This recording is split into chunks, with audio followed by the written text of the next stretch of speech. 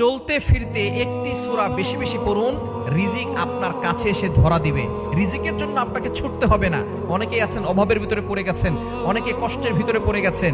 অভাব এমন একটা জিনিস, এই দারিদ্রতা একজন মানুষকে কিন্তু শয়তানের ধোকায় ফেলে দিয়ে সে আস্তে আস্তে ঈমান থেকে দূরে সরে যায়। এজন্য সবসময় আল্লাহর কাছে দোয়া করবেন, আল্লাহ আমাকে এমন দারিদ্রতা দিও না যে দারিদ্রতার কারণে আমার ঈমানের উপরে আসর পরে, ঈমানের উপরে ঘাটতি চলে আসে। এজন্য সবসময় আল্লাহর কাছে দোয়া করবেন যাতে করে আপনি হালালভাবে সঠিকভাবে আপনি ইনকাম করতে পারেন। এজন্য আপনার রিজিকের পিছনে ছুটতে হবে না যদি আপনি একটি সূরা বেশি বেশি পড়েন। নবীজি সাল্লাল্লাহু আলাইহি সাল্লামের কাছে একবার এক গ্রাম্য ব্যক্তি এসে বলতেছেন, ইয়া রাসূলুল্লাহ, ইয়া হাবিবাল্লাহ, আমি টাকা পয়সা ইনকাম করি কিন্তু আমার টাকা থাকে না, আমার টাকার ভিতরে কোনো বরকত নাই।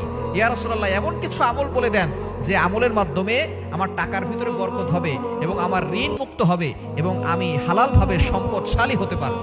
নবীজি সাল্লাল্লাহু আলাইহি সাল্লাম তাকে চমৎকার একটি সূরা শিক্ষা দিয়েছেন এবং তিনি বলেছেন, তুমি ঘরের দরজায় দাঁড়িয়ে এই সূরাটা পড়বে এবং বেশি বেশি করে এই সূরাটা পড়বে এবং বিশেষ করে যখনই ঘরের সামনে যাবে তখন ঘরে প্রত্যেকটা মানুষকে সালাম দিবে। ঘরে যদি কেউ নাও থাকে তারপরে তুমি সালাম দিবে এবং বিসমিল্লাহ পড়ে এই সূরাটা 3 বার পড়বে।